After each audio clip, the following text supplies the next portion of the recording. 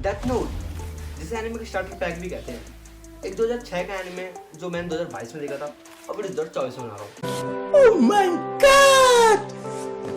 Disclaimer, मैं आकांक्षा करता हूँ कि आप लोगों की पाचन क्रिया अच्छी हो ताकि आप लोग स्पॉइलर हजम कर पाओ। अब 170 साल का लड़का जो एक हाई स्कूल में पढ़ता है, उसे किताब आसमान से आती हुई दिखती है। वो उसे उठाता है और उस किताब पर लिखा हुआ था डेथ नोट। अब डेथ नोट पर किसी का भी नाम लिखने पे तुम उसे मार सकते हो, पर शर्त ये होगी कि जिसका तुम नाम लिख रहे हो उसका चेहरा तुम्हारे ध्यान में होना चाहिए, और ऐसा करने पर वो बंदा अगले 40 सेकंड के अंदर टपक जाएगा। इस प्रिस्क्राइब के साथ स्टार्ट हुई ये स्टोरी देखने में काफी इंटरेस्टिंग लगती है। अब अगर तुम इसे आगे देखोगे तो तुम्हें पता चलेगा ये अपनी स्टोरी कभी भी 360 डिग्री घुमा देती है, जिसे हम जैसे लोग आम भाषा में ट्विस्ट कहते हैं।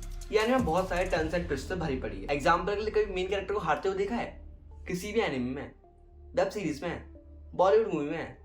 नहीं, ये एनिमे तुम्हें दिखा दे। नहीं, मैं नहीं मानता। ये एनिमे हमें सेकंड एपिसोड में ही लाइट, जो इस सीरीज का मेन कैरेक्टर है, उसका ओपोनेंट इंट्रोड्यूस करवा देती है, जो कि है एल, जो कि जापान का सबसे बड़ा साइकोपैथ और डिटेक्टिव है, जो कि एनिमे के बीच में मर जाता है। एल के मरने के बाद मेरे मन में था कि माइंड गेम्स में लाइट को कोई भी नहीं हरा सकता, लेकिन फिर ये एनिमे में 2 और नए कैरेक्टर इंट्रोड्यूस करवाती है। नियर था जिसमें नियर मर जाता है। वो मेरे लिए इतना सरप्राइजिंग नहीं था, क्योंकि जब जापान का सबसे बड़ा डिटेक्टिव लाइट का कुछ नहीं उखाड़ पाया, फिर बच्चा क्या कर लेगा? सही पकड़े हैं। लेकिन इस एनिमे में ट्विस्ट ही तो है लाइट, जिसे माइंड गेम में हराना नेक्स्ट टू इम्पॉसिबल है। जैसे जापान के सबसे बड़े डिटेक्टिव तक को मरवा दिया, वो भी किससे?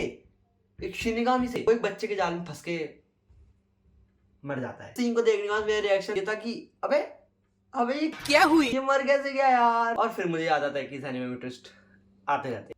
पर्सनली मेरे डेथ नोट में 3 से 4 फेवरेट मोमेंट्स हैं। मेरा पहला फेवरेट मोमेंट वो है जब वो लोग कीरा का ओरिजिन पता लगा रहे थे एक शो के थ्रू, जो सिर्फ जापान में ब्रॉडकास्ट हो रहा था, और जब एल के दिमाग से उन्हें पता चल जाता है कि कीरा जापान में ही है, तो भाई कितने मतलब उस टाइम जो मेरे दिमाग में चल रहा था ना कि ये भाई ये क्या कर गया ये बंदा, ये कैसे कर लिया इसने, वो कितना दिमाग लगाया इसने, क्या सोच के उसे फंसाया है, भाई कमाल भाई। दूसरा मेरा वो वाला मोमेंट फेवरेट है जब कीरा को पकड़ने के लिए ये लोग सीबीआई का एक एजेंट कीरा के पीछे लगवा देते हैं जासूसी करने के लिए, और जासूसी करके भी वो एंड तक पता नहीं लगा पाता कि लाइट ही कीरा है। लाइट तो खुद बता देता है अपने बारे में कि वो कीरा है, और उसके बाद उसका नाम डेथ नोट में लिख देता है। तो वो सीबीआई एजेंट जा रहा होता है और जब सामने मौत का फंदा दिख रहा होता है, कमाल भाई कमाल। वो वाला सीन जिसमें वो अपने बाप को मरवा देता है अपने यूज के लिए, और दूसरों के सामने रो रहा होता है और मन ही मन में हंस रहा होता है। उस वाले सीन को देख के ऐसा लगता है भाई कितना एविल हो सकता है, कितना। और चौथा वो वाला है, मुझे लगता है पूरी डेथ नोट पे इससे क्रीपी सीन कोई भी मिल जाएगा तुम्हें, कोई नहीं है यार, यही है जब लाइट हैंड में पकड़ा जाता है और वो डेविल लाफ करता है और बोलता है आई एम कीरा। ओ भाई गूज बम्स आते हैं, लिटरली गूज बम्स। अब लोग डेथ नोट को 2 तरीके से देखते हैं, पहला कि यार जल्दी खत्म करना है, और दूसरा हर इंसिडेंट को समझना है और उसे आगे स्टोरी से कनेक्ट करते हुए चलना है, जैसे मैंने देखी है। और अगर तुम मेरा वाला तरीका अपनाते हो जैसे कि मैंने देखी है, तो मैं तुम्हें शर्त लगाता हूँ, तुम्हें बीच में एपिसोड को 2 से 3 बार रोकना होगा ये समझने के लिए आगे उसमें चल क्या रहा है। अब तुम में से कई लोग कंप्लेन कर सकते हैं कि यार इसका एनिमेशन पुराना है। बेशक पुराना है, पर तुम इसकी ऑडियो क्वालिटी में कोई भी फ्लॉ नहीं निकाल सकते।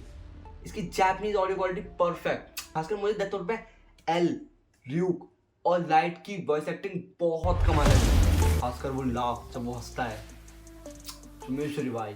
अब तुम लोगों में से कई सारे लोगों ने इसे इंग्लिश डब में देखा होगा, सबसे अपनी चॉइस होती है, पर मुझे डेथ नोट और एनिमे जापानीज में ज्यादा अच्छा लगता है, पर मुझे डेथ नोट जापानीज में ज्यादा अच्छी लगी। तो अगर तुमने जापानीज में नहीं देखा है तो देखो। अब अगर मैं डेथ नोट की म्यूजिक की बात करूं तो इसका म्यूजिक सबने सुन रखा है, इसका म्यूजिक कमाल का है और वो ऑलमोस्ट सबने सुन रखा है। जिसने एक्चुअली ये एनिमे नहीं देखा ना, उसने भी इसका म्यूजिक कहीं ना कहीं किसी ना किसी यूट्यूबर की वीडियो में सुन ही रखा होगा। इसका म्यूजिक है ही इतना कमाल का।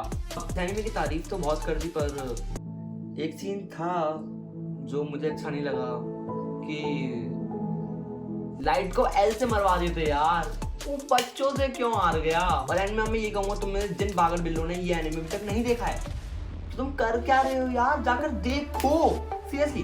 मतलब 37 एपिसोड कैसे बीत जाएंगे तुम्हें पता भी नहीं चलने वाला, और ये वीडियो बीत चुकी है। तो मैं भी तुम्हें एक और अगली बेहतरीन वीडियो के साथ, तब तक के लिए